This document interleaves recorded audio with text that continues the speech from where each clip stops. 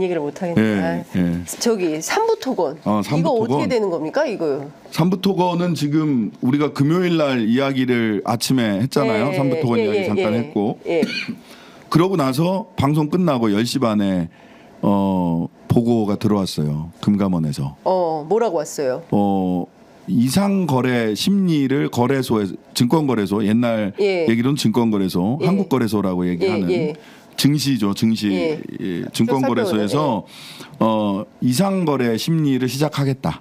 그 전날까지는 그렇게 안 하겠다. 시스템이 알아서 다 한다. 시스템이 이렇게 하시더니 금요일 날 보고 들어와 가지고 심리하겠다. 라고 얘기를 해요. 그래서 이제 정무위 야당 의원들이 이게 면죄부 심리가 돼서는 안 된다. 그렇죠. 라고 해서 몇 가지 이제 주문을 했죠. 이런 부분을 좀 제대로 심리해라. 그리고 금감원이 형식상 보면 심리 끝날 때까지 우리는 아무것도 안 해요 하고 손 놓고 있을 수도 있거든요. 그러면 안 되고 미리미리 금감원에서 인적 정보도 미리 좀 투자자 인적 정보도 좀 미리 수집을 하고 그다음에 거래 상황 정밀 분석 이런 것도 좀 하고 그다음에 이런 건 이제 이상거래 심리 단계에서 할 수 있어요. 그러니까 그런 것을 빠르게 확보를 해서 매매 분석, 자금 추적, 공시 분석, 특히 공시 분석 중요하죠. 이런 것들을 좀 미리 해라. IP 연계성 분석. 그런 다음에 딱 왔을 때 그런 관계자를 미리 특정을 해서 그때부터 관계자가 누구지? 이때부터 좀 조사 좀 해볼까 이럴 게 아니라 사실은 미리 좀 주요 매매 분석, 자금 추적, 매매 분석, 공시 분석 이런 거 하면 누구를 이제 구체적으로 조사해야 되는지가 나오니까 딱 그래서 이상거래 심리 결과가 나오자마자 사전 준비하고 있다 즉각 빠른 조사가 될 수 있도록 해야 된다라고 얘기를 했어요. 얼마나 걸린대요? 길면 3개월 걸려요. 이상거래 심리하는데. 심리하는데만? 심리만 3개월 걸려요. 한 달 안에 끝내라. 빨리 끝내고 그 전에 미리 준비를 해서 금감원 미리 준비해라 했더니 미리 준비하겠다라고 얘기를 해요. 원래 이제 3단계입니다. 거래소에서 심리하고 금감원 금융위에서 조사하고 금감원 금융위 조사가 굉장히 세요 사실은. 거래 계좌 추적을 다 할 수 있어요. 그렇죠. 압색영장 없이 계좌 추적이 가능하죠. 그래서 악용이 되기도 하는데 어쨌든 선용을 좀 해라. 그 다음이 이제 수사 단계로 넘어가는 겁니다. 수사 단계로 넘어가는 건데 사실 TMF 사태 같은 경우는 바로 고소고발 해버렸거든요. 금감원이. 근데 그렇게 빠르게 할 수도 있어요. 그러니까 빨리 해라. 한 달이면은 8월 9월 말에는 나와야 되는 거 아니에요? 네, 그렇습니다. 그래서 근데 그냥 기다리고만 있을 수 없으니까 그래서 그 정무위 야당 의원들이 기자회견을 따로 하면서 이렇게 빨리 사전 조사해라라는 말씀드렸고 저희 방 같은 경우는 좀 따로 선수들을 좀 모아서 미리 좀 파악을 좀 하고 있어요. 그러고 있습니다. 그러니까 만약 이게 면죄부 조사가 됐을 때 그때 가서 보다 더 먼저 결과가 나올 수도 있어요. 그렇게는 못해요. 그건 사실 우리가 자료가 없으니까. 그러네. 그거는 그래요. 이거 말하자면 적어도 저쪽에서 얘기가 딱 나왔을 때 이거 제대로 못했다. 아닌지를 검증하려고 그걸 검증. 그러니까 그들이 내온 결과를 즉시 검증할 수 있는 정도의 사전 조사와 시스템은 갖추고 있어야죠. 신장식 원실 일 열심히 하시네요. 이게 그러니까 진짜 휴가를 간이 많이 하는 거죠. 휴가 언제 보내드려야 되는데. 가야 돼요. 휴가 갔다 와야 또 열심히 일할 수 있는데 지금 너무 더우니까 차라리 사무실이 시원해요. 잘 모르시는데요. 의원회관 사무실은 시원하지 않습니다. 선풍기를 여러 대 틀어야 거기가 공공기관이잖아요. 그래서 28도인가? 26도인가 28도 기준이 있어서 시원하지 않습니다. 저도 본회의 취재할 때가 제일 더워요. 그러니까요. 국회가 그렇게 시원하지 않습니다. 국회 취재가 진짜 힘들어요. 더워서. 자, 여하튼 삼부토건 관련해서도 저희가 쭉 체크를 해보도록 하고요. 사실 지금 어제 3년은 길다. 3년은 너무 길다. 3년은 너무 길다 위원회 탄핵추진위원회 본격적인 활동에 들어갔는데 번호가 재밌습니다. 050-7878-7070 제보 전화를 개설했어요. 조국혁신당이. 근데 7070이에요. 예, 아니 그 제가 800 7070에서 딴 거예요? 첫 회의 딱 하자마자 제가 네. 실무자들한테 네. 제보 전화는 무조건 7070을 구해라. 그래서 2주 동안 정말 온갖 인터넷 전화예요. 인터넷 전화요? 막 뭐 KT 뭐 예. 어디 저기 다 했는데 통신사들, 통신사들 섭외해가지고. 다 섭외해가지고 예. 찾은 거예요. 7070을 7070. 그래서 국민들의 네. 이게 좀 뭐 속 시원함을 위해서 네. 중간 번호가 7878 아니고 1818은 없었냐? 없었다 그러더라. 8181도 괜찮은데 8181 빨리빨리 8282 예, 8282 1818이 더 속이 시원하실 걸. 050 1818에 예. 7070 아니고요. 7878에 7070입니다. 예. 그 7878 7070 050에 7878 7070 네. 200 이거예요. 예. 번호는 숫자는 200X입니다. 네. 그 이 번호로 어떤 제보가 오기를 기대하십니까? 지금 벌써 이 국민들이 사실은 뭐 제보라는 게 그 중에 네. 80~90% 이상은 실은 어떤 탄핵의 사유나 정치적 탄핵의 사유, 퇴진의 사유가 되기는 어려운 것들이 대부분일 수 있어요. 근데 이제 국민들이 의구심을 가지고 있는 것들은 전부 다 한 군데로 쏟아내실 수 있는 게 있고, 네. 그다음에 사실은 이제 저희들이 크게 보면 실제 탄핵 사유와 정치적 탄핵의 사유 이렇게 두 가지가 있을 수 있습니다. 네. 즉 무능, 무책임, 무대책은 탄핵 사유는 안 돼요. 그렇죠. 그걸로 하면 벌써 얼마나 많이 쌓였는지 모르겠는데, 예, 무능하다고 탄핵은 못하죠. 예, 무능, 무책임, 무대책은 탄핵 사유는 아닙니다. 예. 근데 이제 법률상의 위법이 있느냐, 그쵸. 중대한 위법이 있느냐, 그쵸. 또는 헌법에 중대한 위법이 있느냐, 헌법에 대통령에게 부과한 의무에, 그러니까 그 박근혜 대통령 탄핵 그 결정문에 보면 헌법 수호의 의지가 없다든지, 그렇죠. 뭐 준법의 의지가 없다든지 이런 것도 탄핵 사유가 되거든요. 네. 예, 예. 그래서 그런 것들 특히 공공기관이나 공직자들의 좀 제보를 좀 기다리고 있고요. 예. 그게 이제 한 축이고, 네. 그게 한 축이고 한 세 가지 축을 저희들이 구상을 하고 있어요. 네. 그게 이제 제보가 한 축이고, 네. 그다음에 한 축은 국정농단 진상규명위원회 활동입니다. 제가 위원장을 맡고 있는데, 네. 국정농단을 이제 하도 많으니까 네. 아까도 말씀드렸다시피 정치적 탄핵 사유, 무능 무대책 네. 이거 하고 예. 그다음에 법적 탄핵 사유, 예. 헌법 위반과 법률 위반을 예. 쭉 정리를 하는 거죠. 구분을 해서 이슈를 정리를 했고, 그다음에 네. 저희들은 의정 활동을 여기에 집중한다라고 의원들한테 제안을 했고 결의를 네. 했어요. 오. 이번 국감은 예. 국정농단 진상규명 국감이다. 아. 그래서 의원실이 예. 각각 의제를 한두 개씩 다 맡습니다. 오, 국정농단 탄핵 사유를 예. 전부 다 하나씩 맡아서 여기에 집중한다. 개별 의원들이 하고 싶은 거 많다. 예. 근데 여기에 집중하자. 여기에 집중한다. 우리는 진보의 쇠빙선이다. 우리는 쇠빙선이야. 쇠빙선이다. 국정농단 진상규명 국감이다. 예. 조국혁신당의 국감은 국정농단 진상규명 국감이고, 예를 들면 조국 대표는 대표로서 다 이걸 진두지휘하지만 네. 조국 의원실에서는 네. 대통령 관저 이전과 대통령실 이전 여기에서 탄핵 사유를 밝혀낸다. 예. 저 같은 경우는 정무위하고 운영이니까 예. 디올백과 삼부토건 도이치모터스 예. 이걸 밝혀낸다. 예. 그러니까 각각 의원실마다 12개의 12개 이상입니다. 그러니까 12명이 저 같은 경우도 두 개를 겹쳐 맞잖아요. 여러 가지 의제를 예. 맡으니까. 적어도 12개에서 한 15개 정도 되는 의제들을 각 예. 의원실마다 한두 개씩. 맡아서. 그러니까 예를 들면 국토위의 황운하 의원은 양평 고속도로입니다. 고속도로. 예.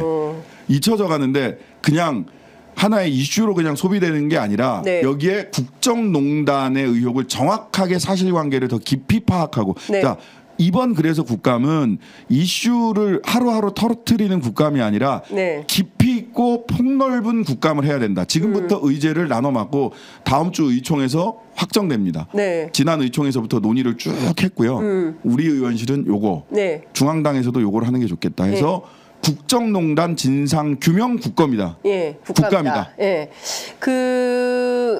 그동안 막 살짝 선거 끝나고 나서 조금 약간 좀 의정 활동 그 자체에 좀 바빴죠. 바빠서 일각에서는 쇄빙선이 아니라 파킹선 아니냐. 뭔 소리야. 그러진 않습니다. 쾌속선이긴 했어요. 근데 이제 쇄빙까지 했느냐에 대해서는 그런데 그런 비판이 있었는데 하여튼 이번에 확실하게 쇄빙선으로서의 역할을 하겠다. 그다음에 이제 세 번째 축이 시민의 물결입니다. 시민의 물결? 저기 그 김재원 의원님하고 제가 이제 공동위원장을 맡았는데요. 시민의 물결.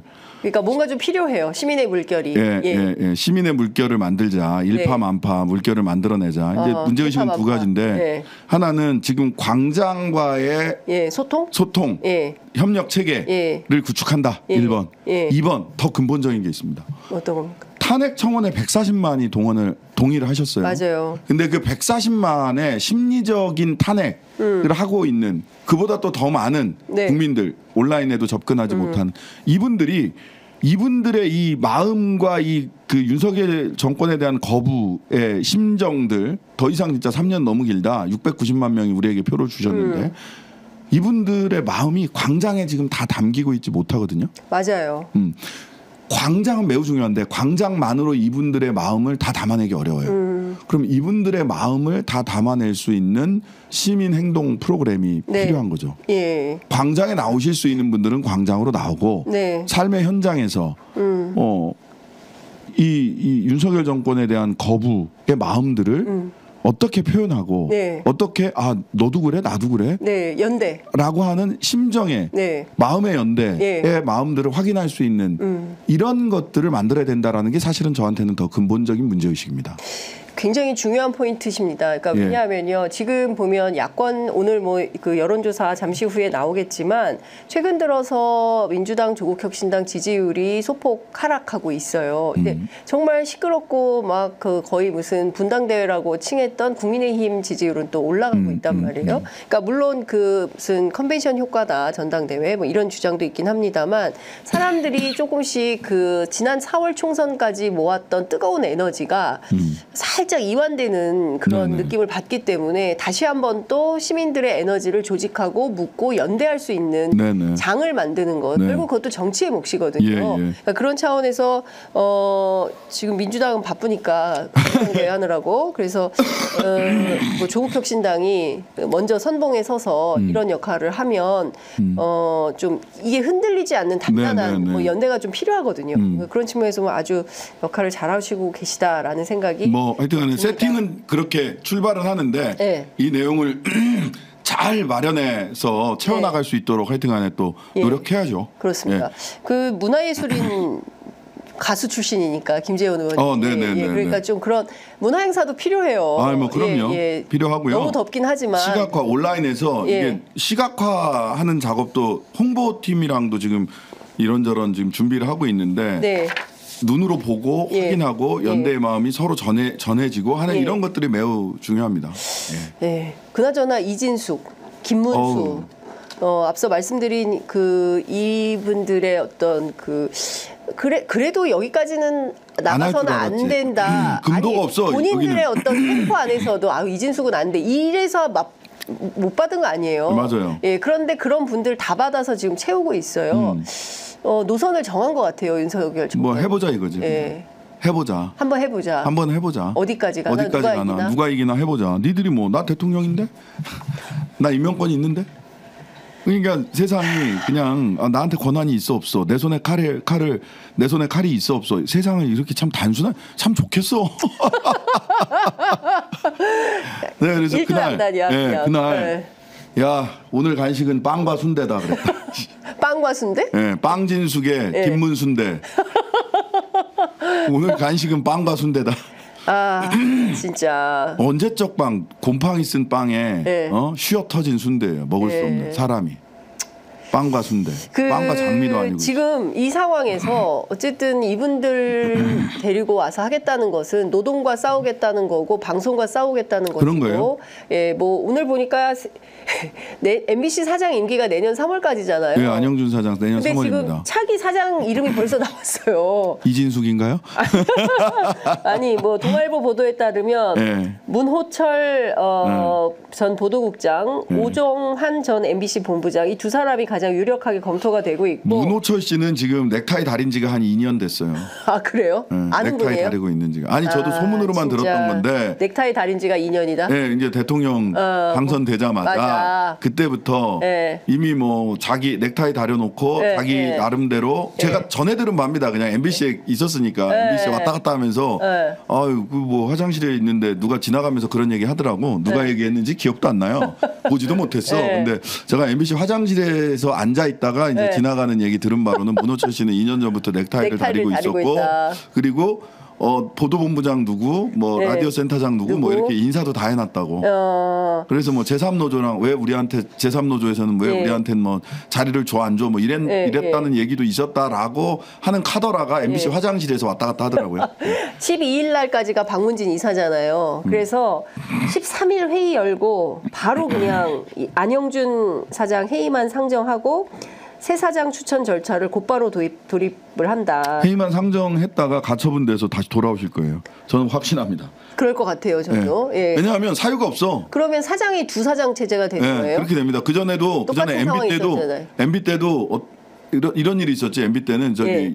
한예종, 예. 황지우 맞아요. 황지우 총장 계신데 아웃시키고 누구 했다가 맞아요. 총장이 두 명 됐던 됐던 시절이 시절이 있었어요. 예. 거기도 왜냐하면 안 사장과 관련해서 계속해서 저쪽에서 예. 그 얘기 거는 건 뭐냐면 사장 취임할 때 네. 무슨 주식을 누구한테 뭐 차명으로 뭐 이렇게 해놨다라는 건데 이미 그 부분은 전부 다 법적으로도 그렇고 다 해소가 됐어요. 맞아요. 예, 예. 다 해소가 됐어. 아무 문제 없다.